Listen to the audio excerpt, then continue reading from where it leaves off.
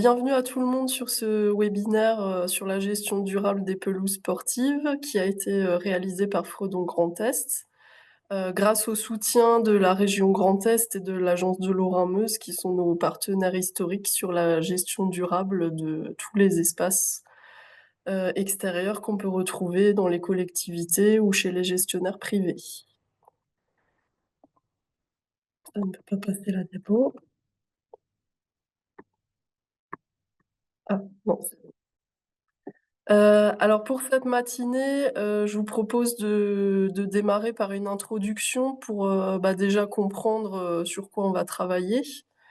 Et il y a une grosse partie sur, comment on va gérer un terrain parce que il y a quand même beaucoup d'informations, donc notamment sur les intrants, produits phytosanitaires et engrais, sur l'arrosage, sur les pratiques de tonte, sur les sursemis et regarnissages, sur les travaux mécaniques et le sablage. Toutes ces interventions, en fait, qui vont jouer sur l'équilibre végétal, eau et sol, et qu'il va falloir adapter en fonction du contexte qu'on a sur le terrain. Ceci dans le but, d'éviter tous les problèmes qu'on va retrouver sur les pelouses sportives. Donc ces pelouses qui sont quand même un milieu artificiel, il faut pas l'oublier, mais qui dépend quand même de phénomènes naturels. On va essayer d'éviter les maladies, les ravageurs, les adventices, les turicules de vers de terre ou le jaunissement du gazon. Donc qui sont les principaux problèmes qu'on va retrouver, sur les terrains de sport, de manière générale. On terminera aussi sur les pratiques de jeu et la communication, parce que c'est des choses, qui sont essentielles dans la réussite de votre projet. Donc voilà, je vous propose de démarrer par l'introduction. Donc, déjà effectivement observer, comprendre et analyser ces terrains. Je voulais juste remettre aussi le contexte. Aujourd'hui, on est là pour, parler des terrains plutôt communaux, les terrains, qu'on va retrouver, hein, dans nos communes du Grand Est. On n'est pas là pour parler, du Parc des Princes ou des terrains vraiment très prestigieux qui, eux, ont une gestion vraiment, différente de ce qu'on peut retrouver dans les collectivités. Donc c'est vraiment à destination on va dire du terrain classique, qu'on peut retrouver facilement dans bon nombre de collectivités. Alors, qu'est-ce qu'on va regarder pour, changer ces pratiques? Déjà, une des premières choses, c'est qu'on va regarder l'état du terrain et l'attente des joueurs. Donc effectivement, dans le Grand Est, on a des terrains qui sont plutôt, vieux, qui ont été, aménagés il y a plus de 30 ans. Donc voilà, c'est quelque chose à prendre en compte, hein, pour la gestion. Il va falloir regarder l'efficacité du drainage, la qualité de la pelouse, le niveau de jeu aussi et le nombre d'équipes qui jouent sur ces terrains-là. On va parler aussi de terrains d'entraînement, aussi bien que de terrains qui accueillent des matchs officiels. On va regarder en deuxième donc les propriétés du sol. Je vous ai dit tout à l'heure que le sol était, un des paramètres les plus importants à observer. On va pouvoir faire des analyses de terre qui sont conseillées à réaliser tous les 3 à 5 ans. On verra tout à l'heure qu'est-ce qu'il faut retenir de ces analyses de sol. Troisième chose qu'on va pouvoir, observer, ce sont les enjeux environnementaux. C'est vrai que, pourquoi est-ce qu'on change, notre façon de gérer les terrains de sport aujourd'hui? C'est justement, parce qu'il y a peut-être moins d'eau disponible. Vous l'avez peut-être remarqué, les différentes, saisons estivales, qui se sont écoulées ces dernières années. On a aussi une réduction des intrants, donc la réglementation qui va dans ce sens. Donc, plus trop de moyens de lutter une fois qu'on est envahi par, des maladies, des ravageurs ou, des adventices. Donc l'idée, c'est plutôt d'agir, en prévention. Il y a aussi la protection des riverains, hein, qui est très important. C'est vrai que les terrains de sport, c'est un endroit, qui est très important en ville parce que, ça va accueillir, pas mal de public, que ce soit, des enfants, des adultes ou des vétérans. Il va falloir les protéger sur, le la surface de jeu, mais il y a aussi, tous les usagers, les habitants qui peuvent se trouver à proximité des terrains. Et autre chose qui va être très important, c'est aussi de regarder, bah, quels moyens financiers, humains et matériels on a à notre disposition. D'où l'idée d'échanger entre les clubs sportifs et les propriétaires de terrains qui, en général, sont les collectivités. C'est vrai que ces dernières années, bah, on a des contraintes, budgétaires de plus en plus importantes. Entretenir un terrain de sport, c'est quand même quelque chose d'assez coûteux. Donc voilà, c'est un investissement qu'il faut pas, faire à la légère. Donc il faut faire les bons choix et s'adapter, aussi aux attentes qu'on a derrière. Les bénévoles aussi, hein, qui jouent un rôle très important dans beaucoup de communes. C'est vrai que souvent, bah, ils tondent les terrains, ils s'investissent, dans l'entretien et ils sont de moins en moins nombreux, hein, il faut dire ce qui est. Donc voilà, comment travailler avec eux aussi pour que ça se passe le mieux possible, et toujours rester, vigilant sur les innovations parce qu'il y en a beaucoup. Et ça peut vous permettre de faciliter la gestion par la suite. Donc, en prenant en compte tous ces enjeux-là, on va essayer de créer une stratégie de gestion, alors ça peut être annuel ou pluriannuel, mais l'idée c'est de regarder régulièrement toutes ces propriétés, pour pouvoir affiner au maximum, la gestion pour que le terrain soit le mieux possible. Voilà.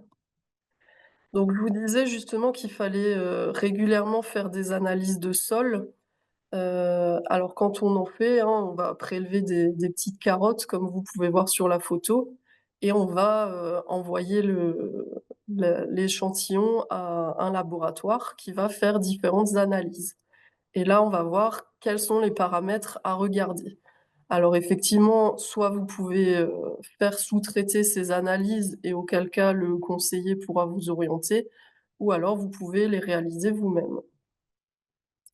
Alors, première chose qu'on va pouvoir regarder, c'est l'état physique du sol. Donc là, il y a plusieurs choses qu'on va pouvoir, décortiquer. Premièrement, ça va être la texture, donc la taille des particules et ce qu'on entend par là, c'est la proportion, d'argile, de limon et de sable. Alors pourquoi c'est important? Parce que, bah, le sable, va être très important puisque, un terrain de sport est quand même très sollicité et le sol a tendance à se compacter.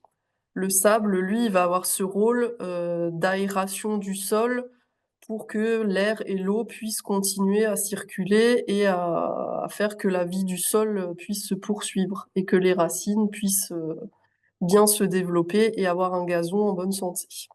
Donc ça va être très important d'avoir une grosse proportion de sable, au niveau de son sol. Alors les limons, eux, ils vont être, intéressants dans le sens où quand ils sont présents, ils vont, aider à relâcher des matières, qui vont fertiliser le sol et l'argile, alors, l'argile, il est intéressant dans le sens où il va retenir l'eau, il va agir aussi pour la fertilité du sol, mais s'il y en a trop, ça peut aussi faire que le sol, il sera très compacté parce que l'argile, c'est une particule qui est assez fine, et qui risque effectivement de gorger le terrain d'eau ou de le compacter. Donc ça va être important de regarder cette granulométrie, et la taille des particules qu'on a dans notre sol. Deuxième paramètre, ça va être ce qu'on appelle la RFU, donc c'est la réserve facilement utilisable. Par ça, on entend la quantité d'eau qui est disponible pour, les plantes, pour les graminées du terrain. Et là, effectivement, ça va dépendre de l'état physique du sol. Donc si on a un sol où il y a beaucoup d'espace entre les particules, bah, l'eau va pouvoir, être, disponible. Si par exemple on a trop de sable, bah, l'eau elle va filer vers les couches, profondes et elle ne sera plus disponible pour les plantes. Troisième paramètre, ça va être la compaction. Je vous disais tout à l'heure, hein, un sol qui est compacté, l'air et l'eau ne circulent plus et du coup ça pose des problèmes par la suite. Donc tous ces paramètres-là, ils vont nous permettre d'ajuster, les opérations mécaniques, on en parlera tout à l'heure et ça va permettre d'optimiser l'arrosage. Deuxième chose qu'on va regarder, c'est la nature chimique du sol. On va regarder la présence des éléments nutritifs, donc est-ce qu'on a des excès ou des carences, sur les éléments majeurs ou les oligoéléments. Donc les éléments majeurs, ça va être azote, phosphore, potassium, magnésium et soufre. Et les oligoéléments, même s'ils sont présents en moindre quantité, ils ont quand même un rôle très important. Ça va être le manganèse, le zinc, le cuivre, le fer et le bore.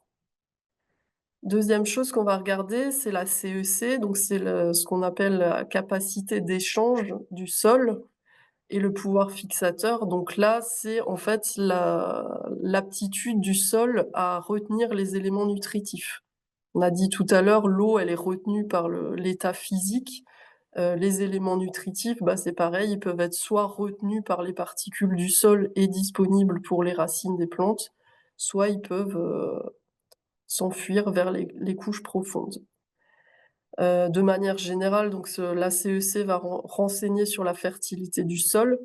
On va regarder aussi le pH parce que là, ça peut aussi jouer justement sur la disponibilité en éléments nutritifs et le coefficient carbone sur azote qui nous indique la vitesse de minéralisation, des éléments qu'on va apporter au sol. Tous ces éléments, ils vont nous permettre d'adapter le plan de fertilisation et les opérations mécaniques. Et dernière chose qu'on va pouvoir voir dans notre analyse de sol, c'est les caractéristiques biologiques du sol. On va regarder ce qu'on appelle, l'indice d'activité microbienne. Donc, comment, est-ce qu'il y a beaucoup de vie dans le sol? Puisque c'est les bactéries, hein, qui vont minéraliser les éléments et les rendre disponibles pour les plantes. Et avec cet, indice, on va aussi voir le risque, par rapport à la formation du feutre. Donc le feutre, c'est, les éléments de tonte, les déchets, organiques qu'on va retrouver, au niveau du collet, hein, des graminées. Ces éléments-là, s'il y a une activité microbienne qui est importante, bah, ils vont être très rapidement dégradés. Ça va fertiliser le sol, donc c'est plutôt une bonne chose. Par contre, si on a une activité microbienne qui est faible, et ben, ces éléments vont pas pouvoir se dégrader correctement et ils vont former une couche, qui peut devenir imperméable ou en tout cas qui étouffe, le collet des graminées. Et c'est ce qu'on appelle le feutre. On verra tout à l'heure aussi qu'on a d'autres moyens pour, limiter le feutre. Deuxième chose qu'on va regarder par rapport aux caractéristiques biologiques, c'est le taux de matière organique. Donc la quantité d'humus, hein, qui est présente dans le sol. Vous savez tous que l'humus, joue un rôle majeur dans la rétention d'eau, dans tout ce qui va être justement lié à l'activité microbienne et va être très important aussi pour, la structure du sol, de manière générale.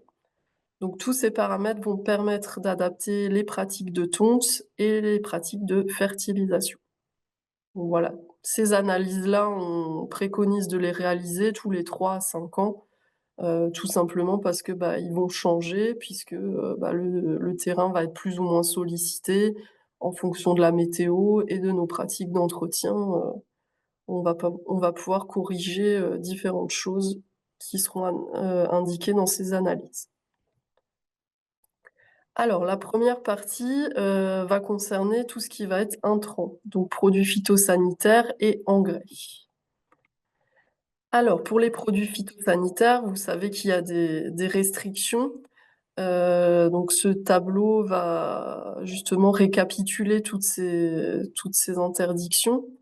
Au jour d'aujourd'hui, hein, en 2025, ça risque de changer dans les prochains temps. Donc sur les terrains de grands jeux, ce qui représente plus de 5 000 terrains en Grand Est, donc on va séparer les terrains dont l'accès est réglementé, maîtrisé et réservé aux utilisateurs, du terrain. Sur ces terrains-là uniquement, on va avoir une dérogation, donc qui, court jusqu'au 1er juillet 2026.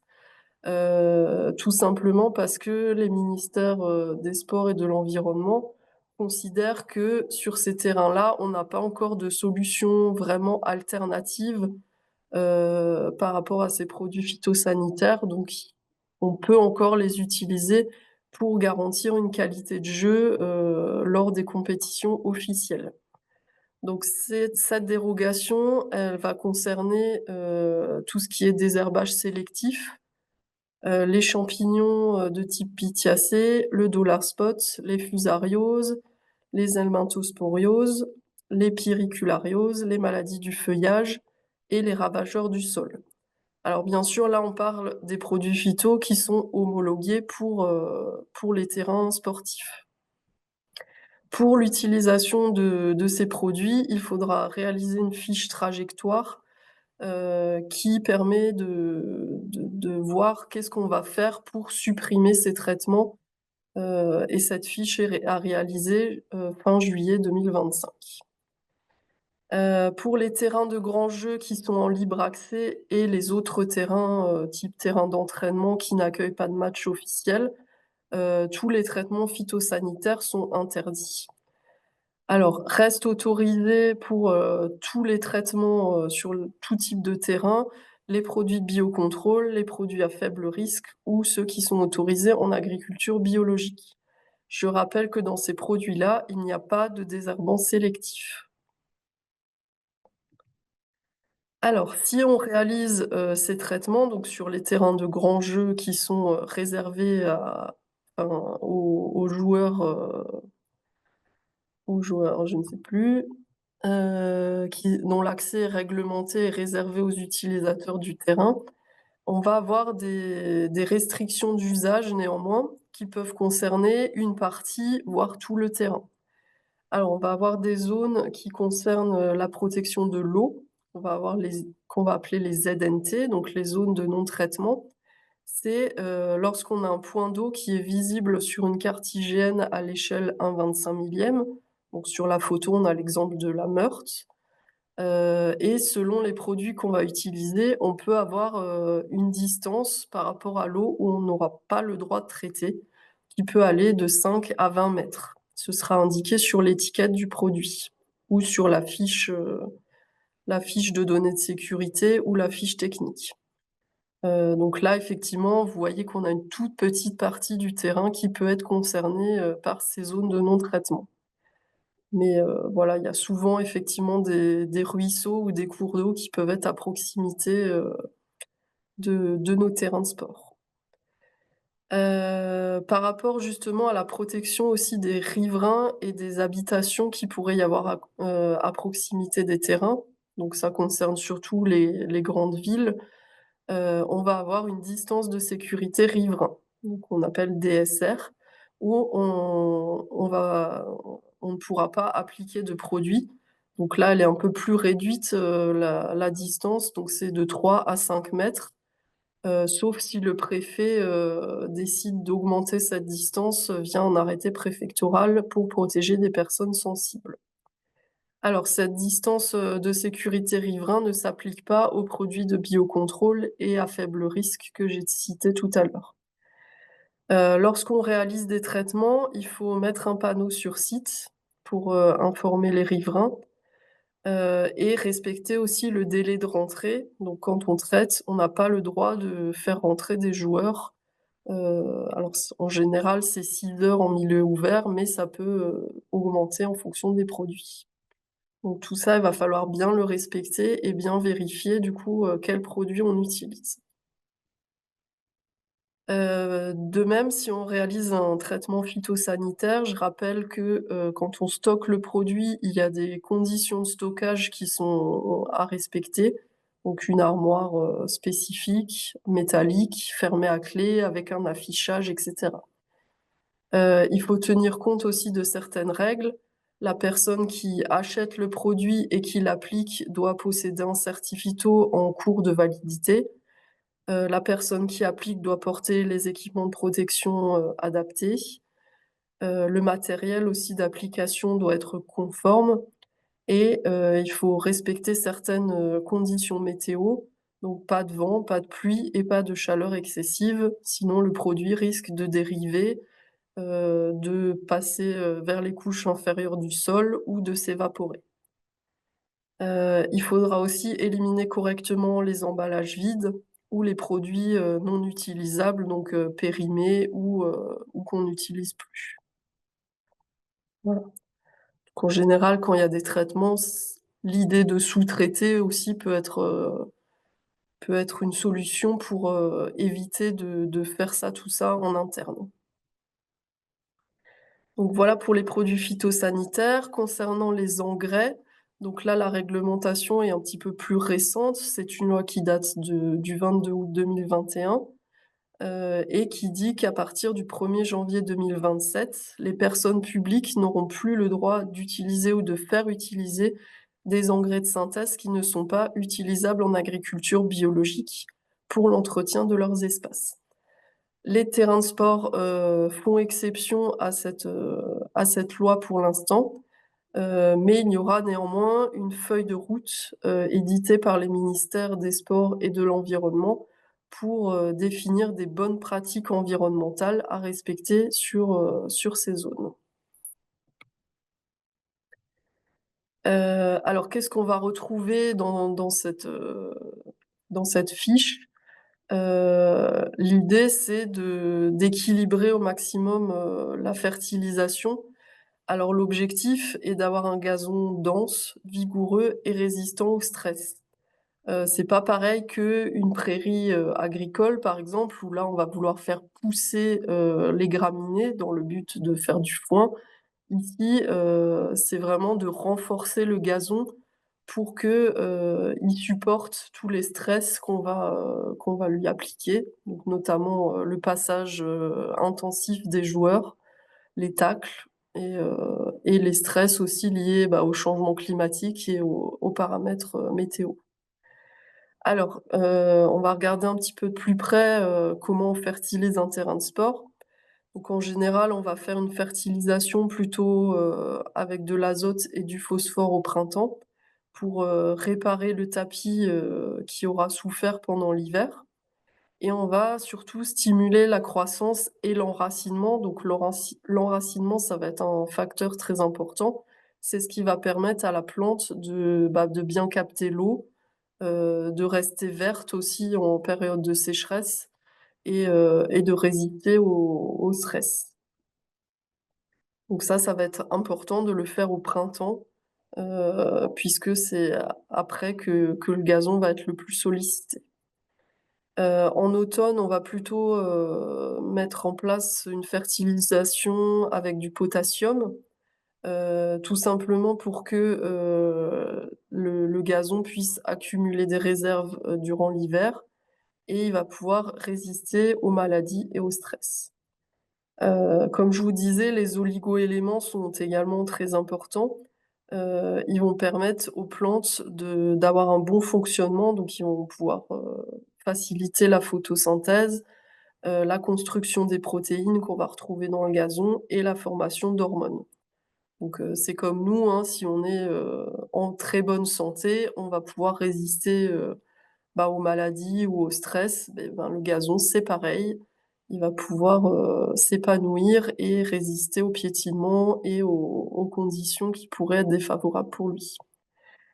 Sur les terrains de sport, on va plutôt privilégier l'engrais à libération lente.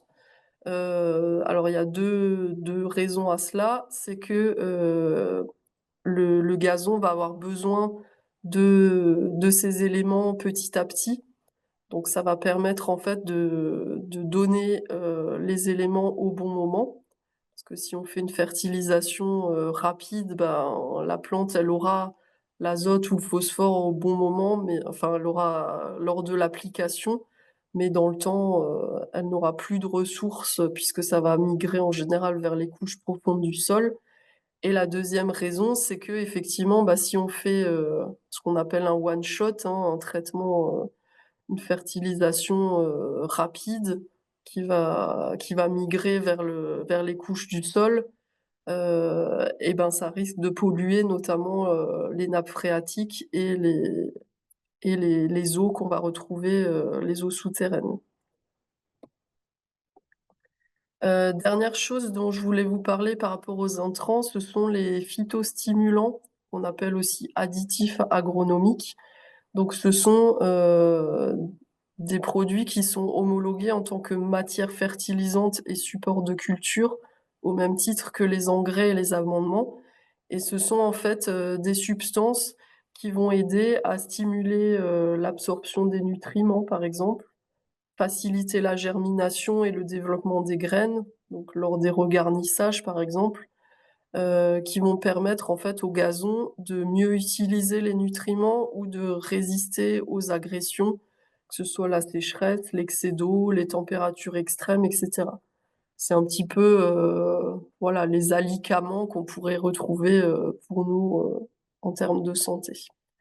Alors là-dedans, on va retrouver des organismes vivants, comme des micro-organismes, des bactéries, des champignons. Vous voyez l'importance aussi tout à l'heure de regarder, à l'analyse de sol si on a assez de vie, microbiologique dans notre sol. Si c'est pas le cas, on va pouvoir utiliser ce type de produit. On va avoir aussi des substances naturelles, donc des extraits d'algues, de plantes, des macérations, des acides aminés, des substances humiques ou alors des substances synthétiques comme la silice ou l'extrait de roche. 2e partie dont je voulais vous parler, c'est l'arrosage. Donc là, l'idée, c'est d'optimiser nos pratiques pour économiser la ressource en eau. Mmh. Lucie, je me permets de t'interrompre. Il y avait 2 questions pour cette partie-là. Est-ce que tu veux qu'on les traite tout de suite tant que c'est frais, Peu, dans les mémoires? J'ai une personne qui demande au sujet des fiches trajectoires dont tu as parlé. Est-ce que les prestataires extérieurs, donc en l'occurrence le CSE dans le Bas-Rhin, sont au courant et savent, faire ce genre de fiches? je ne sais pas. Ça vaut peut-être le coup de communiquer du coup auprès de vos prestataires, Effectivement, oui. cette information, parce que oui, c'est vrai que peut-être que tous ne sont pas au courant, donc ça peut valoir le coup de faire un petit mail à ce sujet à vos prestataires.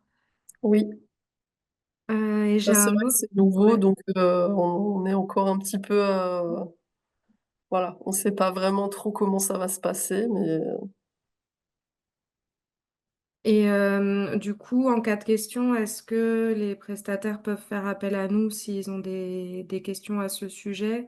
Est-ce qu'on peut les accompagner sur ces questions-là ou est-ce que c'est d'autres structures, qui bah, on sont pourra essayer de se ouais. renseigner Mmh. effectivement, auprès des services de l'État. Ouais. De toute façon, on vous laissera, nos coordonnées à l'issue du webinaire. Si vous avez des questions, besoin de documents, de textes réglementaires ou quoi, vous pourrez comme ça nous envoyer, un petit mail, pour qu'on reste en contact. Et j'ai une autre question également concernant le message d'avertissement par rapport, aux produits utilisés. Donc on nous dit que les ligues ont du mal à comprendre ce positionnement quand on demande des inversions de terrain, par exemple, voire des remises de rencontres.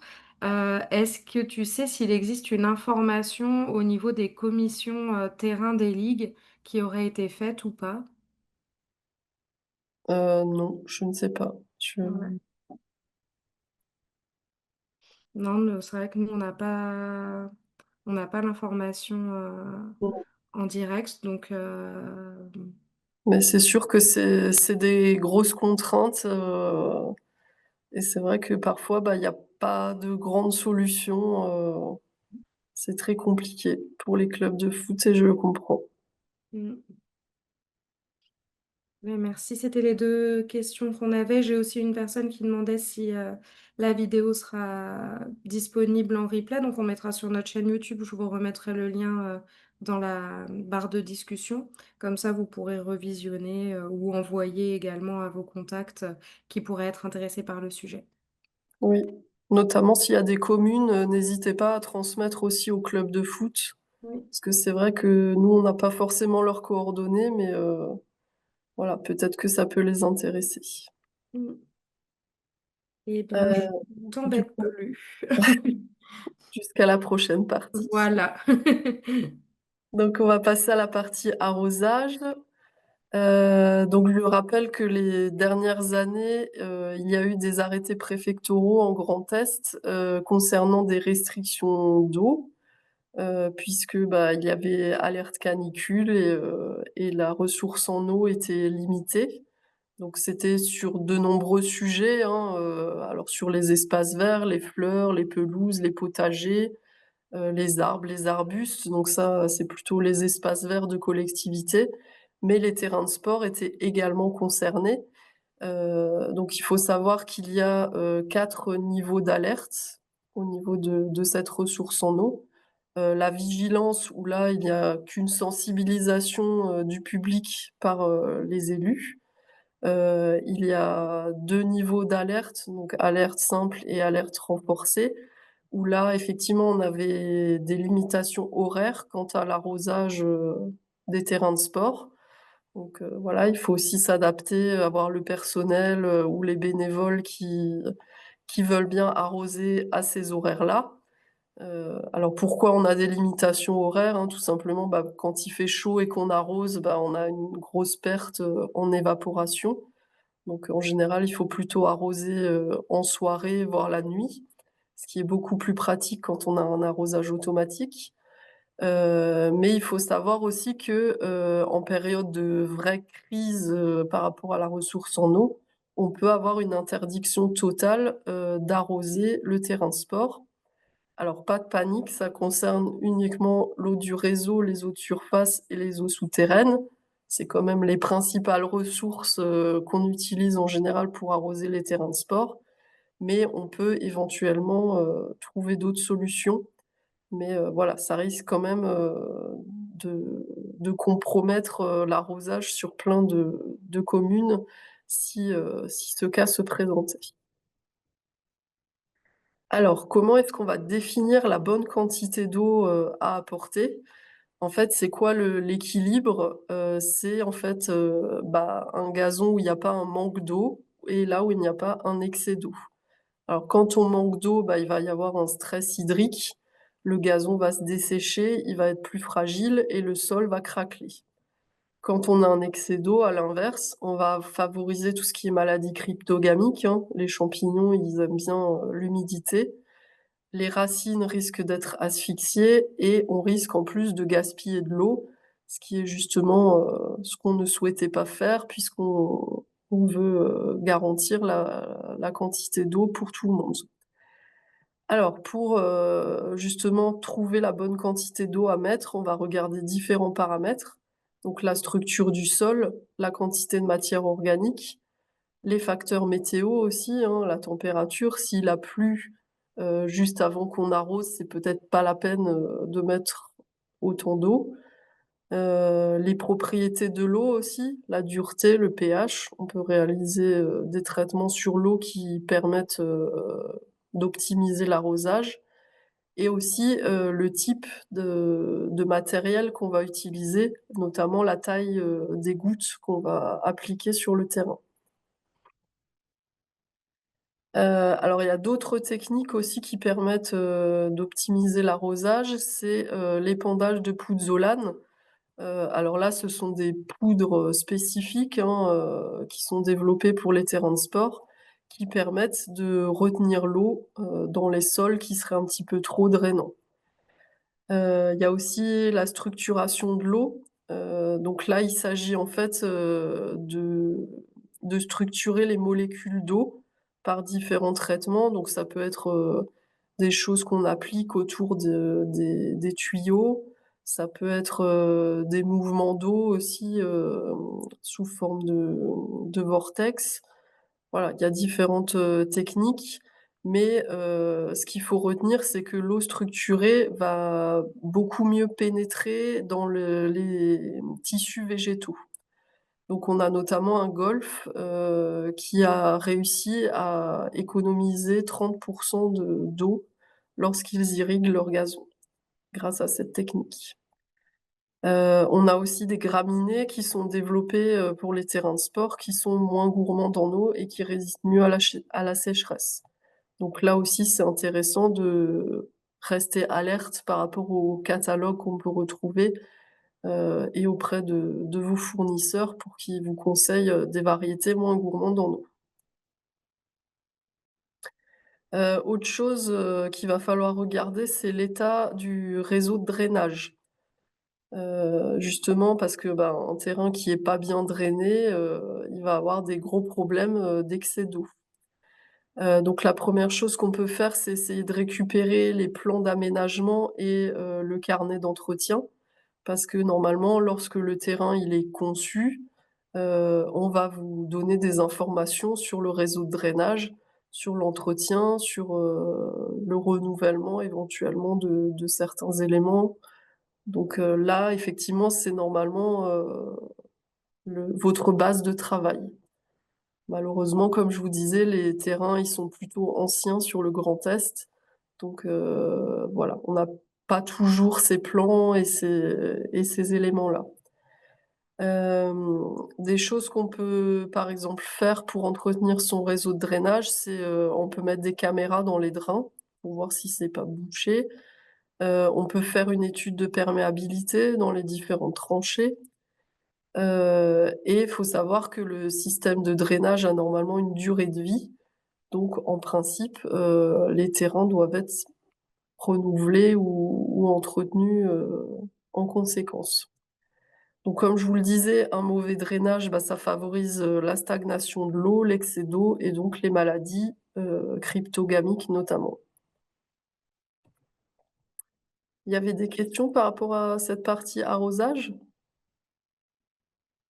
Hop, alors, oui, on a une question, de Magali, qui demande, comment est-ce qu'on peut connaître la structure de l'eau et est-ce que c'est possible que des terrains, ne soient pas drainés? Des terrains ne soient pas drainés? Qu'il y ait pas de système de drainage? Oui, après Magali, si vous voulez réactiver votre micro pour, peut-être échanger de vive voix, hésitez pas, ce sera peut-être plus simple que de communiquer à l'écrit.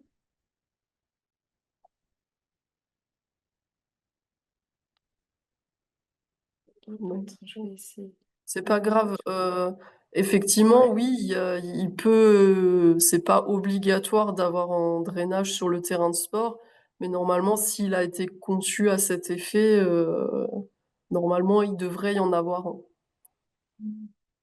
Après ça dépend, il y a des communes qui, voilà, qui font ça parfois, en interne ou c'est vrai qu'à l'époque, on faisait pas Mmh. forcément attention à ça. Selon l'utilisation aussi et les contraintes de départ, Ouais. c'est possible qu'il y ait pas de réseau de drainage. Et pour la question sur la structuration de l'eau, alors on peut pas connaître la structure de l'eau parce qu'en fait, les molécules sont toujours, mobiles.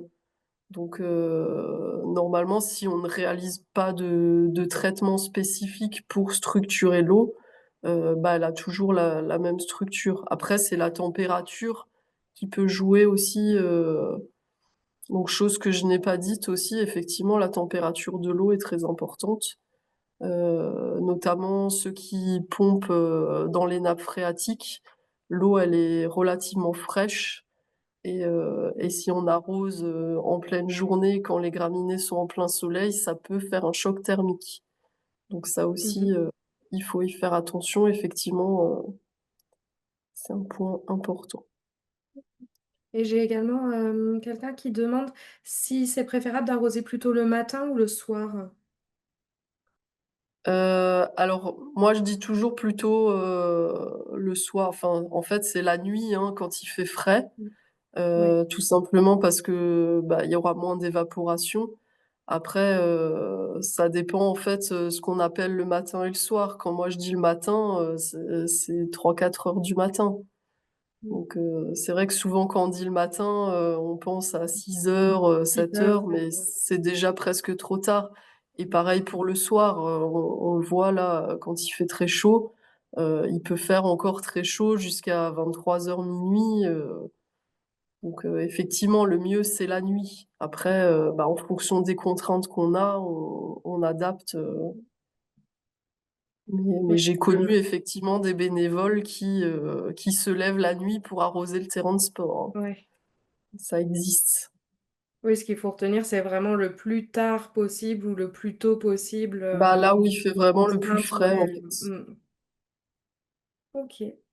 Et ben, C'est tout merci. Je pense qu'on a fait le tour pour, cette pour partie. l'arrosage. OK. Et ben, on va passer aux pratiques de tonte. Donc là, effectivement, c'est une, des pratiques de gestion qui va impacter fortement, l'état du terrain. Donc là, l'idée, c'est effectivement d'optimiser au mieux cette tonte pour garder un gazon robuste, résistant à l'arrachement, sans adventice et sans maladie. Donc vous voyez que l'enjeu, il est quand même assez important. Tout d'abord, la hauteur de tonte. À quelle hauteur on va tondre? Faut savoir qu'un gazon qui est tondu trop court, c'est un gazon qui va être stressé. Le gazon, faut pas oublier que c'est un être vivant. Quand on le tond, qu'on lui coupe la tête, bah, lui, il se dit, «Mince, je vais mourir», donc sa stratégie, c'est de repousser le plus vite possible pour pouvoir faire des graines et se reproduire. Donc voilà, ça c'est le système biologique, de tous les êtres vivants. Donc en fait, plus on tond, court, plus ça va stresser le gazon et plus, il va repousser vite.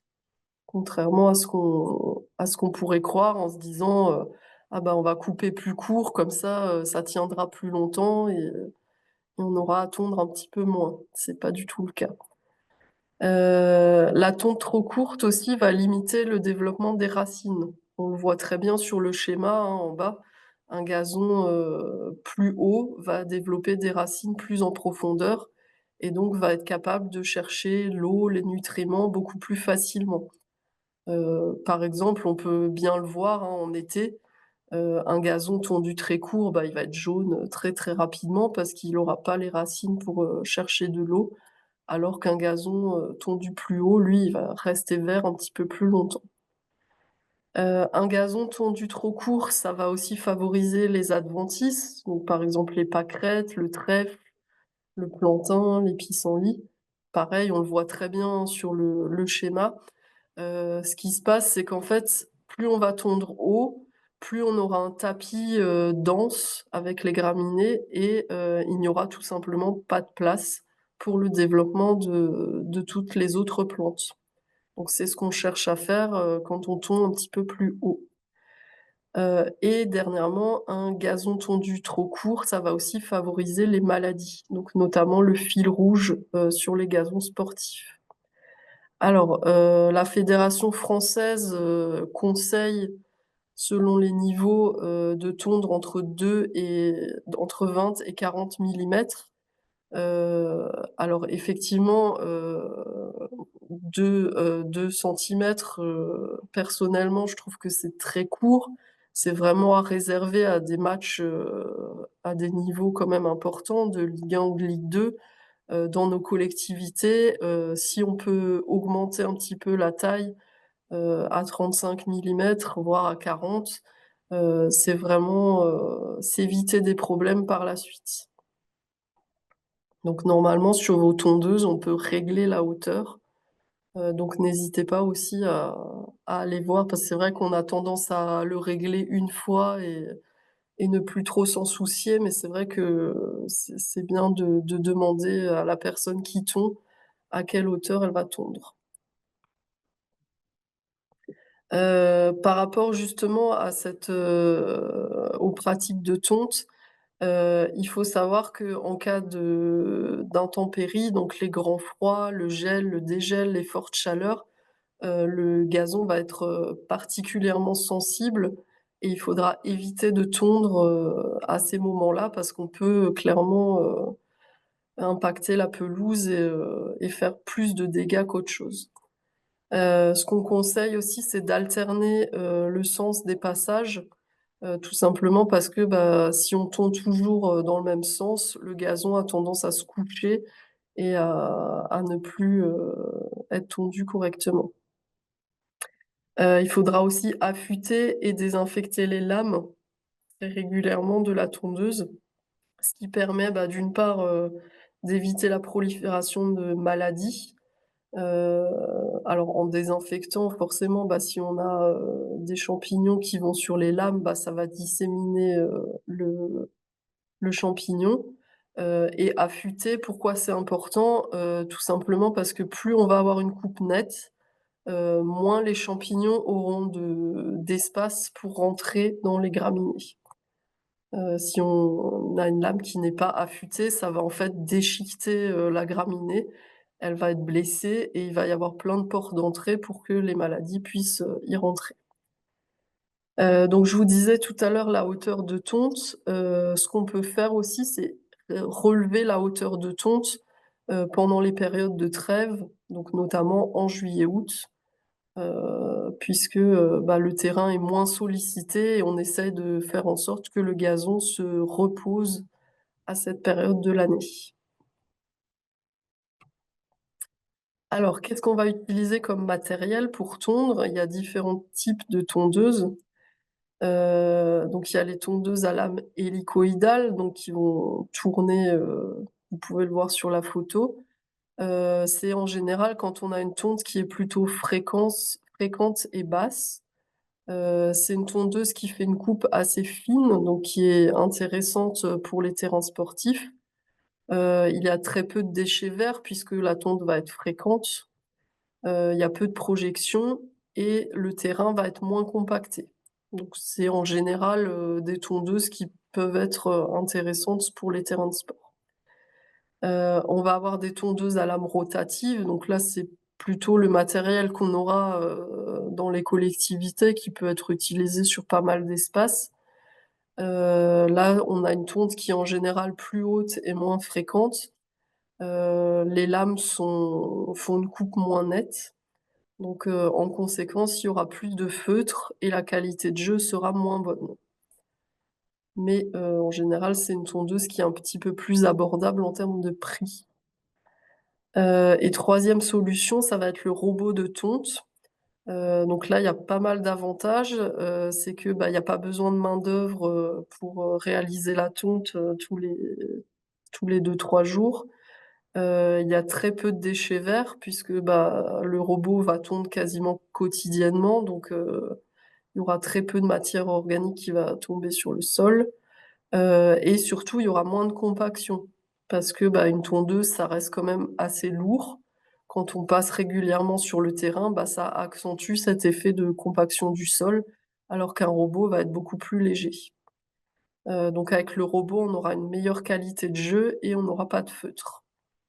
Voilà, et ça, en termes de prix, ça reste abordable par rapport à d'autres moyens de tondeuse.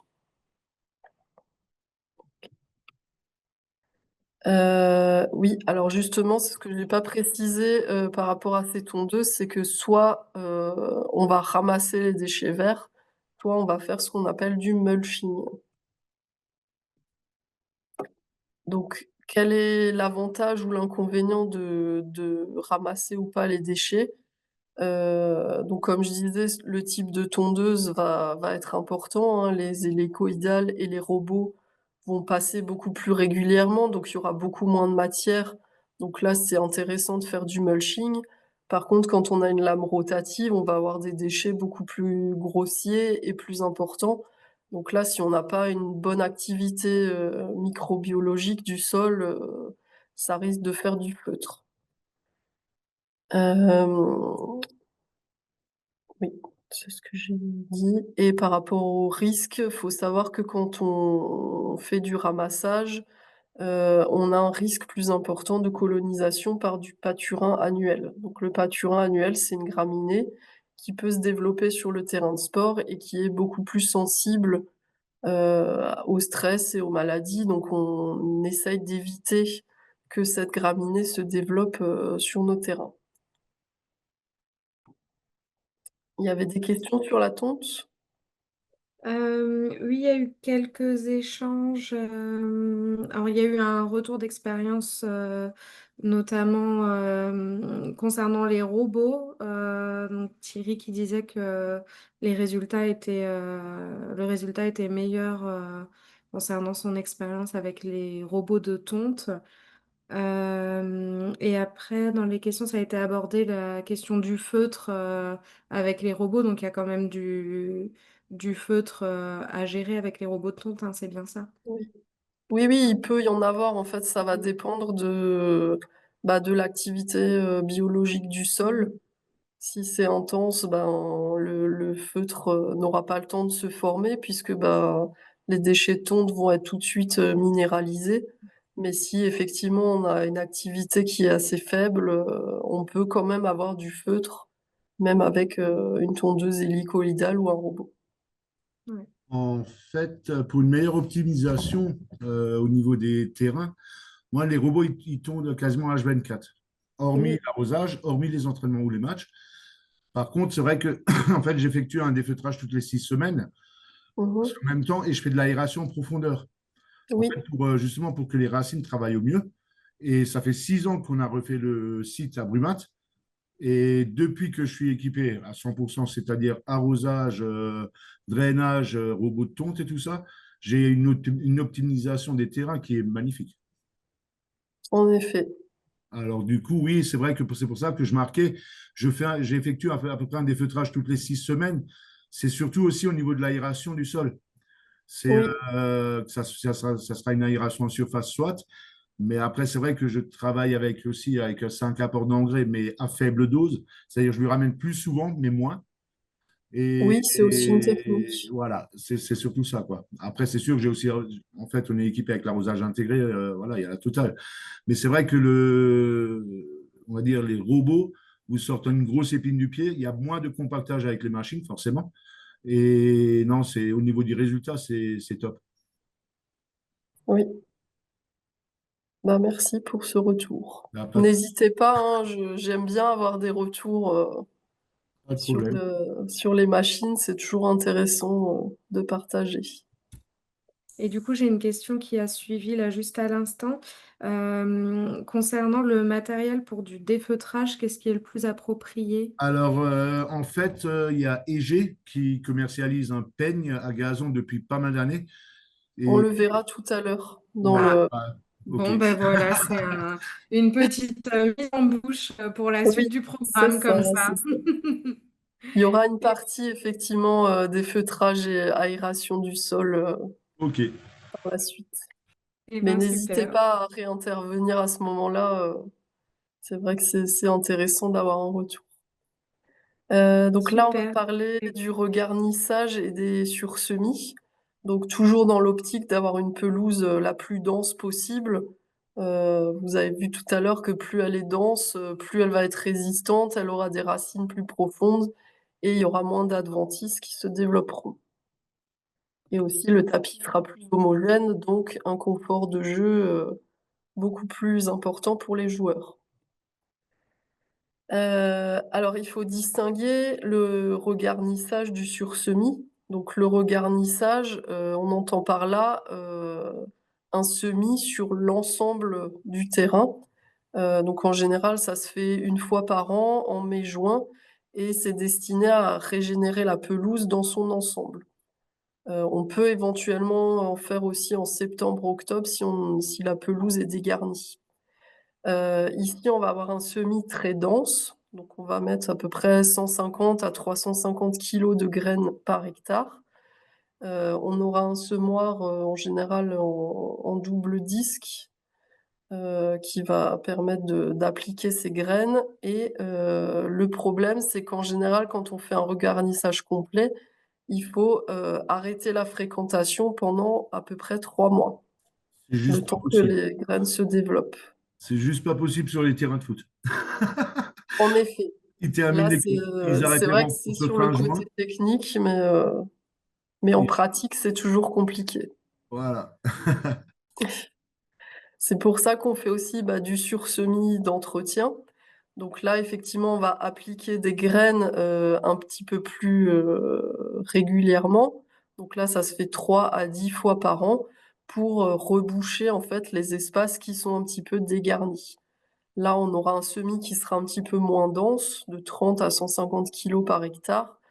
On peut utiliser un semoir à rouleau ou on peut faire, le sursemis manuellement. Il faudra attendre un seuil, de développement de 8 centimètres pour, effectuer la première tonte. Ça pareil, c'est dans le meilleur des cas. Que ce soit pour le regarnissage ou pour le sursemis, il va falloir, faire très attention d'une part aux graines qu'on va choisir. Donc je vous disais tout à l'heure, il y a des graines qui sont résistantes à la sécheresse, par exemple. Si vous avez des problèmes, ça peut être bien d'en utiliser. Il faudra bien sûr utiliser des semences de qualité qui sont certifiées. On a un catalogue, spécifique pour les terrains de sport. En général, on va plutôt utiliser, du régras anglais. Pourquoi? Parce qu'il a une levée qui est assez rapide, donc ça permet de regarnir le terrain assez rapidement, notamment s'il est un petit peu clairsemé. Et on va aussi mettre dans les mélanges de la fétuque rouge, donc qui justement, supporte bien le manque d'eau, notamment sur les terrains d'honneur. Il faudra aussi, faire très attention au substrat, qu'on va appliquer en même temps que les graines. En général, c'est du sable, qu'on va couper avec du compost ou un amendement très finement, tamisé qui permet, d'être tout de suite disponible pour les graines. Voilà, donc ce substrat, il faudra, qu'il optimise la germination au maximum. Alors quel matériel on va utiliser pour, regarnir son terrain? Bah, ça va dépendre en fait, des conditions du terrain. Si on a un sol qui est plutôt dénudé, on va choisir plutôt un regarnisseur à pointe. Donc là, le semis sera dense et homogène. Si on a un sol qui est plutôt sec et dur, là, on va choisir plutôt un regarnisseur, avec des lames rotatives qui vont, mieux pénétrer dans le sol. Et si on a une pelouse qui est envahie par du pâturin, donc comme je vous disais, c'est la graminée, qui est un petit peu sensible et dont on aimerait bien, se passer sur les terrains de sport, on va plutôt choisir un regarnissage en ligne à disque. Voilà, donc c'est les photos que vous pouvez voir en dessous. Alors justement, je parlais des bénévoles tout à l'heure, hein. C'est vrai que, là, ils peuvent avoir un rôle, très important. C'est en fait après chaque match, faut savoir que le terrain, bah, il est quand même très sollicité. Il peut y avoir, bah, des dégradations à certains endroits et l'idée c'est de réaliser des opérations manuelles au maximum 24 heures après le match, pour que la pelouse, puisse se régénérer et éviter les problèmes par la suite. Donc après un match, normalement, on va remettre en place les escalopes, donc les plaques de gazon qui auraient été arrachées suite à des tacles. Et pour ça, on va utiliser un râteau à 5 dents. Tout simplement parce que s'il y a un trou, et ben, il y aura de la place et il y a des adventices qui vont pouvoir se développer. C'est justement ce qu'on ne souhaite pas. Quand on a des trous, on va essayer de les combler avec un mélange 2 tiers sable, un tiers, de terre sèche sans argile, ou un support de culture, dont je parlais tout à l'heure pour le regarnissage, avec des graines, qui vont germer assez rapidement. Donc voilà, il faudra semer à peu près 1 centimètre de profondeur, et voilà, en bas, vous avez des exemples d'outils aussi que vous pouvez utiliser, alors pas forcément après les matchs, mais c'est vrai que quand on a un désherbage, plus fin, avec une personne qui va le faire régulièrement, avec ces outils-là, donc il y a l'outil Fiskar pour, notamment tout ce qui est, racines pivotantes comme le pissenlit. On a aussi un outil de chez Gilbert à gauche, qui permet d'enlever ces racines pivotantes ou alors on a carrément une sorte de couteau à asperges qu'on peut utiliser pour limiter justement le développement des pissenlits. Et c'est vrai que ça fait quand même une sacrée différence entre les communes où il y a une personne dédiée au terrain de sport qui a le temps de faire ces opérations-là et quand, bah, c'est des bénévoles qui ont pas toujours le temps et qui ont plein d'autres opérations à faire. c'est vrai que la qualité du terrain, elle est vraiment, optimisée quand on a le temps de réaliser ces petites opérations. Il y avait des questions sur les sursemis et les regarnissages? Non, là, je vois rien dans le chat, Non? OK. Et ben, peut-être que ça viendra tout à l'heure. Du coup, donc on va attaquer cette fameuse partie, travaux mécaniques du sol, hein, dont on parlait tout à l'heure. Donc l'idée, c'est d'avoir un sol, bénéfique pour que les graminées puissent se développer, correctement. Donc un sol, il doit être aéré et il doit être drainant.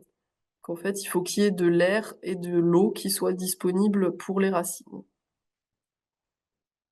Alors, on va distinguer, 2 types de travaux qu'on va pouvoir faire en surface. Donc c'est le verticutage et le défeutrage ou démoussage. Le verticutage, donc c'est un travail qui va être fait vraiment, très en surface. Donc ça va vraiment effleurer la surface du sol. En général, c'est des petites lames ou des pointes qui vont tourner et qui vont, effleurer la surface du sol. Et l'idée, c'est, d'éliminer le feutre. Donc ce que vous pouvez voir là, sur la photo de gauche. En général, il y a un bac de ramassage pour, justement ramasser le feutre et c'est quelque chose qu'on va faire entre 2 et 6 fois par an. Le défeutrage ou démoussage, donc là, l'idée, c'est pareil, hein, c'est d'éliminer le feutre et la mousse qui pourraient se développer dans la pelouse. Mais là, on va avoir un travail un petit peu plus profond qu'avec le verticutage, donc jusqu'à 2 centimètres de profondeur. On a un balai ramasseur à l'arrière du peigne, et la fréquence, alors elle peut être très variable. Il y en a qui le font tous les 10 jours et il y en a qui le font, 2 ou 3 fois par an. Ça dépend, des pratiques, ça dépend du feutre et ça dépend aussi, notamment des vers de terre puisque, le peigne à gazon permet aussi de limiter les turicules de vers de terre. Alors, on va justement parler de l'aération. Donc là, on est sur des couches un petit peu plus profondes, donc 8 à 15 centimètres, dans le sol. On va avoir différentes opérations. On peut faire soit de la scarification, donc là, ce sont des lames, qu'elles soient fixes ou mobiles, qui vont inciser le sol, et c'est quelque chose qu'on va pouvoir faire toutes les semaines si le sol est vraiment compacté. L'idée, c'est de faire rentrer, l'air dans ce sol qui serait très compacté. Autre technique, c'est les louchers pleins, pointe ou aiguille. Donc là, ce sont, comme si vous voyez sur le schéma, on va enfoncer, ces pointes dans le sol, donc entre 8 et 15 centimètres selon, le terrain et il va y avoir, un petit pivot qui va permettre de créer un espace où l'air va pouvoir rentrer. Donc ça, c'est quelque chose qu'on peut faire à peu près une fois par mois, en saison. Ou alors on a la dernière technique, donc les louchers creux ou ce qu'on appelle aussi le carottage. Donc là, ce sont, des louchers qui vont extraire des carottes. Donc là, ça peut aller jusqu'à 20 centimètres de profondeur en fonction des besoins. Donc on va faire des trous, en fait, dans la pelouse, et on va ramasser en général, les carottes qui sont sorties du sol. Donc ça, c'est des choses qu'on peut faire 2 fois par an et en général, on va suivre avec un sablage puisque, bah, si on a des trous, l'idée, c'est de les combler avec quelque chose d'assez drainant pour que, l'air et l'eau puissent s'infiltrer. Si on va encore un petit peu plus profond, on peut réaliser ce qu'on appelle un décompactage. Donc là, on va pouvoir aller, sur un travail jusqu'à 40 centimètres de profondeur sur la couche de jeu. C'est quelque chose qu'on peut faire notamment quand le sol est très argileux, parce qu'il a tendance à se compacter, et on peut le faire de 1 à 4 fois par an. Là, par contre, le gros problème, c'est qu'on a quand on passe, ce type de machine sur un terrain, on n'a plus le droit d'y jouer pendant à peu près 6 semaines. Donc là, effectivement, c'est très compliqué. Mais c'est quand même une opération qui peut être, nécessaire quand on a un sol qui est très compacté. Donc là, vous voyez, il y a différentes techniques, hein. Il y a des compacteurs à broche, à pointe, à lame fixe ou à lame rotative. Donc là aussi, ça dépendra, du type de terrain qu'on a, à disposition. Donc suite à ces aérations, on va aussi réaliser du sablage. Donc, l'idée, c'est d'épandre du sable sur, l'ensemble du terrain. On peut faire ça 2 à 4 fois par an, selon les résultats des analyses, qu'on avait lors des analyses de sol. Alors pourquoi on fait ça? D'une part, pour améliorer la structure du sol et notamment la portance, puisque les grains de sable vont être assez grossiers et vont créer en fait un support qui sera beaucoup plus portant. Le sable aussi, bah, va améliorer le drainage, donc l'eau pourra mieux circuler, donc l'arrosage sera optimisé, et ce sablage va permettre aussi de protéger le collet, des plantes en limitant la formation de feutre.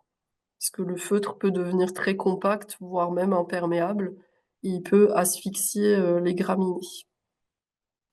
Ce sablage, il va aussi, favoriser le déplacement des vers de terre vers les couches inférieures, ce qui aura pour conséquence de réduire les turicules.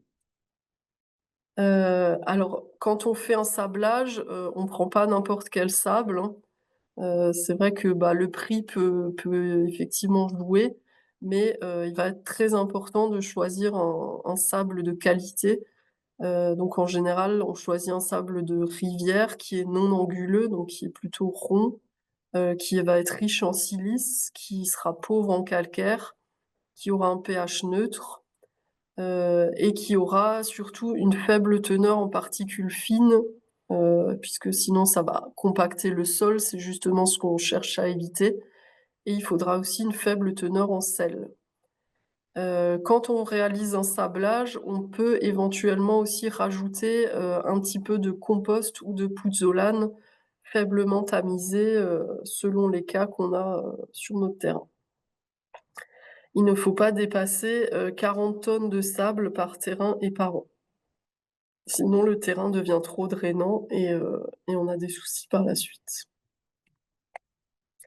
Alors, ici vous avez du matériel pour épandre, justement ce sable.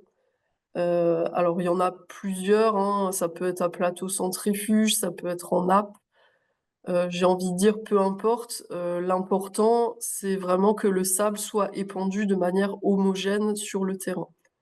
Parce que sinon, bah, on aura des endroits qui seront plus sableux et d'autres moins et du coup, il y aura une différence au niveau du sol. Ce qu'on recherche sur un terrain de sport, c'est vraiment, quelque chose de d'homogène, sur tous les espaces du terrain.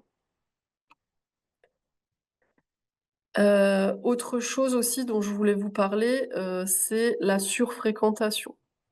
Donc là, effectivement, les terrains de sport, bah, aménager un terrain de sport, entretenir un terrain de sport, ça coûte très cher. Donc une fois qu'on l'a fait dans une commune, on a tendance à vouloir se dire: «Bah, on va le rentabiliser». Il y a plein d'équipes qui se développent, hein. Le football, c'est quand même, le sport le plus pratiqué, sur le Grand Est. Donc effectivement, souvent, les terrains ont tendance à être surjoués, ce qui en fait, bah, entraîne des problèmes par la suite. Donc quand on a trop de joueurs qui jouent, bah, on a un compactage du sol, voire même parfois une imperméabilisation du sol, ce qui crée, bah, des flaques de boue. C'est des choses qu'on observe souvent, devant les buts, hein, puisque c'est une zone qui est très piétinée. On a aussi, bah, de la création de feutres, parce que plus le sol est compacté, moins les bactéries vont pouvoir faire leur travail, de dégradation des matières. Le gazon du coup va être clairsemé, donc on va avoir apparition d'adventices. Le gazon va être sensible à l'arrachage aussi, parce que, bah, moins d'air dans le sol égale, moins de racines, profondes et du coup, bah, des graminées qui s'arrachent facilement. Voilà et un développement d'adventices, je l'ai dit tout à l'heure. Donc c'est important de ne pas sursolliciter son terrain, sachant que normalement, au-delà d'une vingtaine d'heures, d'utilisation sur des terrains communaux classiques, ça commence à être compliqué. Donc voilà. Souvent, il y a des communes qui font le choix aussi de mettre un gazon synthétique, de faire un deuxième terrain en synthétique pour décharger, le gazon, naturel. Pourquoi pas? Voilà, c'est une solution. Après, ce que vous pouvez faire aussi, c'est peut-être, quand il y a des exercices lors de l'entraînement, prévoir une parcelle enherbée juste à côté pour, justement réserver le terrain vraiment au match en tant que tel. Ça, c'est aussi une solution. C'est aussi peut-être, bah, travailler avec les collectivités, du secteur géographique. J'avais le cas notamment de 2 communes qui avaient fusionné et on avait sur l'une des communes un terrain qui était sursollicité, alors que dans l'autre commune, bah, le terrain était beaucoup moins sollicité. Donc la solution, ça a été de répartir les matchs, différemment sur les 2 terrains et ils ont réussi à justement respecter cette durée, hebdomadaire d'utilisation maximale. Alors bien sûr aussi en cas de météo défavorable, hein, je vous disais le gazon est beaucoup plus sensible, donc quand il pleut, vraiment de manière très intense, qu'il gèle ou qu'il neige, il est déconseillé d'utiliser les terrains. Et effectivement, parfois certains matchs peuvent être reportés, en raison de mauvaises, conditions climatiques. Parce que c'est vrai que s'il y a, jeu à ce moment-là, rattraper la pelouse derrière, c'est très compliqué. Voilà et je voulais terminer aussi sur la communication, chose qui est très, très importante, hein. C'est vrai que, bah, les attentes des joueurs sont parfois, très importantes, hein. Ils ont eu l'habitude, d'avoir, l'entretien avec des produits chimiques, avec, d'autres moyens qu'on n'a plus forcément aujourd'hui. Donc c'est important de leur expliquer ce qui est fait. C'est vrai que, bah, ne plus utiliser de produits, ça préserve aussi leur santé. Je suis pas sûre que les parents qui envoient leurs enfants, sur les pelouses sportives, soient au courant de ce qui est appliqué sur les terrains.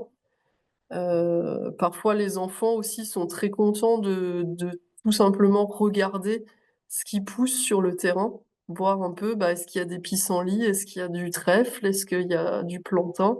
Qu'est-ce que ça veut dire? Est-ce que ça veut dire qu'il est trop compacté? Est-ce que, il y a eu, une fertilisation? Est-ce que enfin voilà, c'est bien d'expliquer aussi et il y a des communes qui parfois après un match, bah, font justement ce désherbage manuel avec les joueurs pour, bah, leur transmettre en fait, bah, tous les efforts qui sont faits pour la gestion du terrain de sport. Donc n'hésitez pas aussi à mettre des panneaux. Donc nous, on propose, ceux que vous avez sur la diapositive. Vous pouvez les acheter ou alors les créer vous-même. On peut aussi, bah, faire des articles dans les bulletins municipaux, mettre des affiches dans les vestiaires, faire des animations, enfin voilà et inclure aussi, bah, toutes les autres démarches, hein, qu'on peut avoir sur son terrain de sport, sur l'éclairage par exemple, sur la gestion des déchets dans les vestiaires, le covoiturage pour venir au match. Les économies d'énergie, l'ombrage du terrain et cetera. Il y a plein de choses qui sont faites, aujourd'hui et voilà, ça mérite d'être communiqué parce que les gens s'en rendent pas forcément compte et ça demande quand même des efforts, assez importants. Je voulais aussi vous rappeler que la distinction commune nature, prend en compte aussi ce qui est fait sur le terrain de sport, que ce soit sur tous les volets, dont on a parlé durant ce webinaire. Donc n'hésitez pas aussi à aller regarder ce que fait le club sportif, à échanger avec eux, voilà, à valoriser ce qui est fait, par ce biais.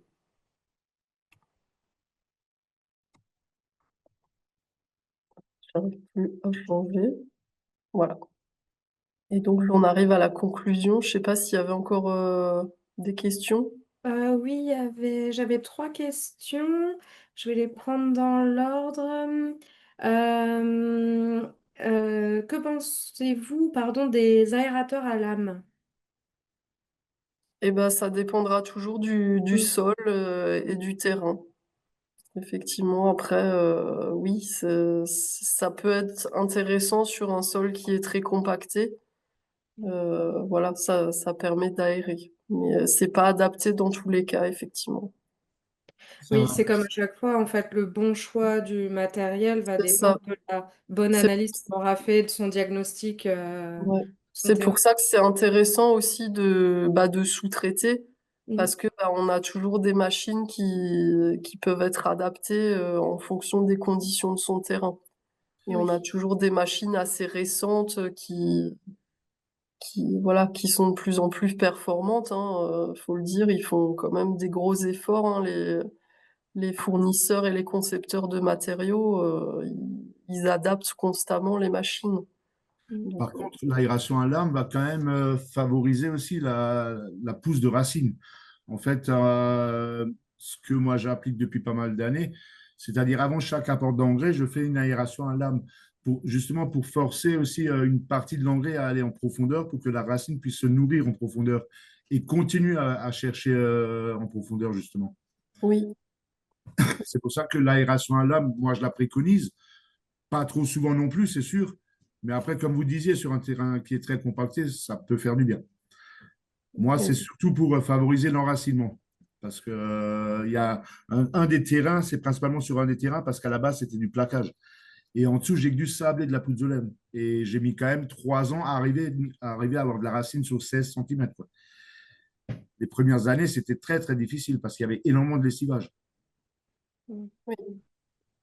Oui, c'est pour ça, bah, ça amène un petit peu à ma conclusion, c'est que, bah, il faut observer, il faut anticiper les problèmes, il faut, bah, investir, ajuster tout le temps les techniques, Mmh. et voilà, rester vigilant, toujours, observer ou voir, se faire accompagner si on n'a pas, les compétences pour. Et Parce c'est que vrai que c'est justement, quelque chose de très important parce qu'après quand il y a des problèmes sur le terrain, bah, là, c'est difficile à rattraper. Donc ouais, effectivement, si on a quelqu'un comme vous qui voilà, qui regarde régulièrement et qui regarde, bah, la taille des racines, la après, moi, compaction du sol, c'est important. je suis sur le site 24 heures sur 24. Ça fait que, bon, j'ai quand même 9 hectares, quoi. J'ai 3 terrains verts. Mais Oui, après, oui, c'est vrai que, et après, ça revient aussi sur ce que vous disiez avant avec les escalopes. À partir du moment où vous avez un très bon enracinement, des escalopes, vous n'en aurez pas beaucoup. oui, C'est surtout ça aussi. oui, En fait, pour moi, la priorité, c'est déjà un bon enracinement. À partir de là, vous aurez déjà beaucoup moins de déchets et d'escalopes lors des matchs. oui. Bah, c'est ce qu'il y a sur le triangle, hein, Ouais. là, Oui, oui, oui. Oui. l'équilibre entre, le végétal, Ouais. le sol et C'est l'eau, ça. c'est C'est vraiment ce ça. qui va être la clé, du succès. Alors, monsieur le maire de Serre-Marseille, en fait, je suis le concierge responsable des terrains de sport de Brumat, de la ville de Brumat, pour répondre à la question qu'il y a sur le côté, quoi. D'accord. Mmh. Voilà. Il y avait une autre question, Aurélie? Oui, il y avait 2 autres dernières questions. Mais là, je pense que c'est pareil, ça dépend toujours d'être très présent sur le terrain. Mais comment sait-on qu'il faut faire une aération ou un décompactage du terrain? Et ben là, on va mesurer, la compaction, mais de toute façon, c'est quelque chose, qu'il faut faire, régulièrement. Mmh. C'est très important, en fait, parce que sinon, l'air et l'eau ne pourront plus, aller dans le sol. Donc là, effectivement, si on ne sait pas, il faut faire appel à un professionnel. Ouais. Mais c'est quelque chose qu'il faut faire, Oui, quand c'est même un assez incontournable. régulièrement. C'est sûr, ça a un coût, hein, c'est quand même assez important pour une collectivité, mais c'est quelque chose qui va vraiment jouer sur, bah, la qualité, de la pelouse. Mmh. Et enfin, bah, j'ai une dernière question, disons on a qui parle des soucis causés par les vers de terre dès que l'humidité arrive, à l'automne et Oui. sur comment est-ce qu'on peut éviter leur prolifération et s'il y a, un traitement, qui est légalement permis? Alors, non, à ma connaissance, il y a plus de Mmh. traitement, permis. Mais justement, bah, avec les aérations du sol, c'est avec les sablages, c'est avec les soins qu'on va apporter, le peigne à gazon aussi qui peut réduire les turicules. C'est avec ça qu'on va réussir en fait à les faire migrer vers les couches inférieures du sol. Alors du coup, ça ne les tue pas, hein, ça les fait juste migrer un petit peu plus en profondeur. Et du coup, on a moins de turicules, effectivement. Après, si on a des vers de terre, c'est normal. Ça reste un terrain qui est compacté. Le ver de terre, il est là pour aérer le sol. Donc, il a quand même un rôle qui est bénéfique, mais il faut pas effectivement qu'il prolifère de trop parce qu'après, on a des turicules et des soucis. Donc, c'est en ajustant en fait les paramètres du sol, l'aération et le sablage qu'on va réussir à limiter leur prolifération. Bon, je me permets d'intervenir de manière verbale, si vous le permettez. Donc, Fernand Milman, le maire de Sermentheim, justement. Alors, tout ça, donc, on est accompagné par la société CSE. Hein, on fait nos 4 aérations. À la fin, on fait de l'aération par lame. Donc, tout ça, c'est fait. De l'apport sable, donc, on est sur 30 tonnes à peu près an. Donc, on est plutôt dans tout ce qui vient d'être expliqué. Par contre, malgré tout ça, on a je veux dire, le terrain, c'est quasiment de la boue sur la période humide. Et derrière tout ça, et on a du mal à le faire reprendre au printemps. Oui, C'est un très gros souci. Et puis, autant je comprends l'utilité d'un ver de terre dans le cadre de l'aération du terrain, mais autant, je veux dire, en termes de pratique de jeu, c'est extrêmement compliqué, quoi. bah, bien Et c'est sûr. ce qui fait que les terrains, chez nous, sont difficilement jouables sur la période d'hiver, quoi. Et Oui, pourtant, nous, on a un des terrains, Centre-Alsace, c'est un des meilleurs terrains derrière Rhino, et voilà. oui. Bah, effectivement, là, il faut ajuster bah, tous les paramètres dont on a parlé durant le webinaire. Là, comme ça, je peux pas vous dire ce qui va pas, mais effectivement, il faut. Après, ça peut mettre du temps, hein. C'est vrai que avec les intrants qu'on avait à l'époque, c'était plus rapidement réglé les problèmes. Aujourd'hui, on va être plus dans l'anticipation, dans des démarches plus longues. Et effectivement, bah, ça se règle pas toujours aussi vite que ce qu'on aimerait. D'autant plus si après il y a beaucoup de sollicitations du terrain. Voilà, c'est quand même, il y a quand même des contraintes parfois de jeu qui techniquement sont difficiles hein, pour la pelouse.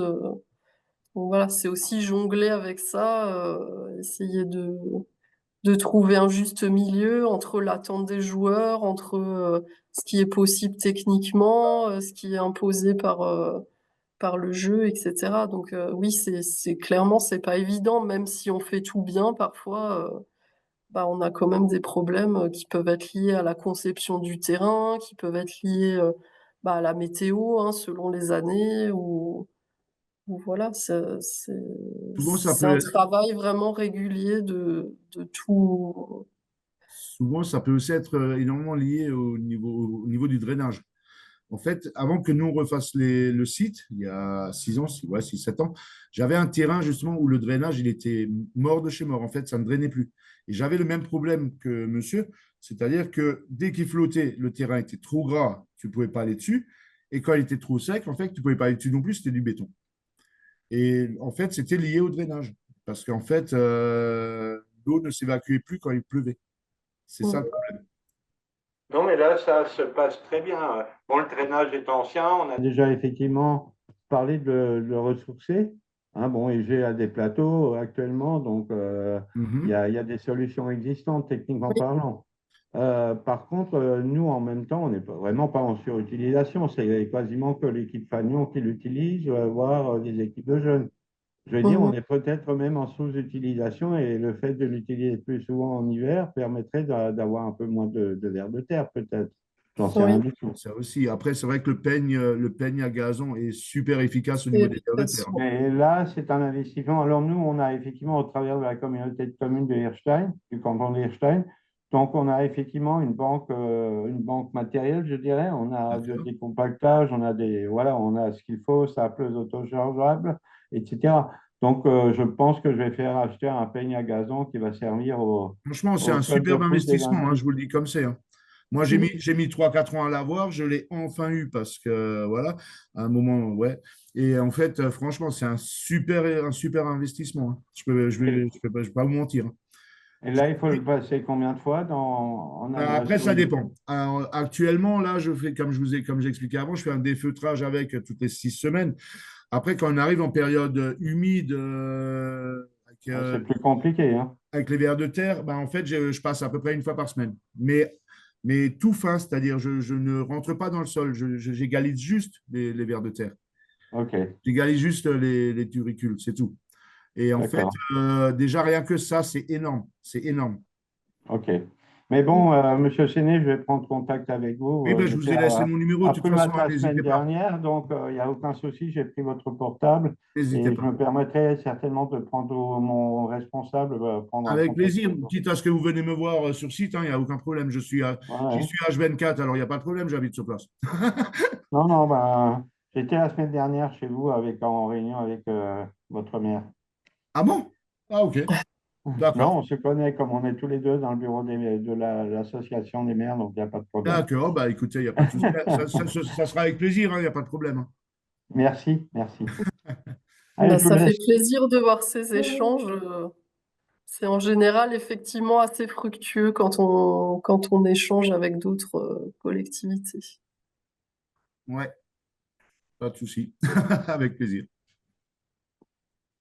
Eh ben super, je vois plus de questions, Lucie. Ok. Et ben, alors on peut peut-être conclure effectivement bah, que qu'il faut continuer à observer, à investir aussi. Et je voulais justement rebondir aussi sur ce que disait Monsieur le maire de Sermersheim. Oui, on peut investir dans quelque chose, mais peut-être il y a des machines qui peuvent s'acheter au niveau effectivement Comcom ou EPCI pour le partager, parce que c'est vrai que le panier à gazon, peut-être effectivement, on va le passer très régulièrement, on va le rentabiliser, mais après sur des aérateurs ou des choses comme ça, si on décide de l'acheter en C'est des gros interne et de investissements. pas... Voilà, c'est des C'est des gros gros investissements. investissements. Et si on peut essayer de le rentabiliser en le partageant avec d'autres C'est communes, ça, ça c'est peut ça. être aussi une Parce solution. que, parce que le fait de faire intervenir un prestataire, oui, pourquoi pas. Mais en fait, l'année dernière, j'ai fait l'acquisition d'un aérateur à loucher et d'une sableuse. Et en fait, en prenant un devis d'un prestataire avec 2 carottages-sablage annuels, bah, avec mon C'était responsable, rentabilisé. on a fait le compte et on s'est dit, bah, si tu calcules, tu as juste le sable à acheter, tu enlèves la prestation, en 3 ans, les 2 machines sont amorties. Rien que chez moi au Oui, stade. oui, ça dépend Rien que chez moi. effectivement. C'est Et c'est ça. vrai qu'après, une fois qu'on l'a, on peut passer peut-être plus régulièrement et plus Ça aussi, facilement. exactement. Et après, ce qu'il y a, c'est que vous ne dépendez plus du prestataire. C'est C'est-à-dire, à ça. partir du moment où vous avez les machines à disposition, vous pouvez, bah, aujourd'hui, la météo, elle est clémente, bah, tiens, je vais le faire. Oui, C'est ça. C'est que avant, quand je dépendais d'un prestataire, bah, tu ne savais pas quand il allait venir. Il y avait des terrains qui étaient plus en priorité que d'autres pour lui.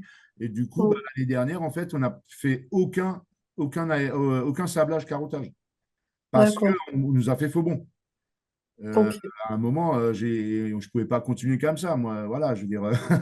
Et du coup, du moins, ce n'était pas l'année dernière, c'était il y a 2 ans. Et du coup, oui, on s'est mis autour d'une table, on en a discuté. Et du coup, oui, on a décidé d'investir. Oui, C'est la meilleure chose qu'on a pu faire. effectivement. Après, ça dépend du nombre de terrains qu'on a, Bah, en fait, des moyens qu'on met aussi moi, sur le. à Brumath, en fait, j'ai 3 grands terrains verts, hein. C'est ça, Oui, hein. J'ai 3 grands terrains verts et tous les trois, à part le terrain d'entraînement qui est énormément sollicité, mais les 2 autres, c'est des pépites, hein. Je ne peux pas le dire autrement, hein. Même les joueurs, hein, il y en a qui demandent à s'entraîner dessus. Certes, hein, il y a des moments où je les laisse, il y a des moments où je ne les laisse pas. Mais après, oui, franchement, c'est ouais, ouais. Oui, bah oui, Limite, un beau terrain, c'est un plaisir. limite la plupart du temps, il joue même pieds nus, quoi. Il préfère jouer pieds nus qu'avec les crampons. Tellement voilà. Agréable. Ah ouais, ouais. Ah oui, c'est clair. Et pourtant, ils sont avec les robots, en fait, je les ai réglés à 35 millimètres. Mais c'est un Oui, bonheur. d'accord. C'est un bonheur. C'est bien d'avoir ce retour aussi parce que il y a un peu cette croyance de dire plus on tourne court, plus les joueurs Ah, ils apprécient ah oui, le oui, oui, jeu. oui.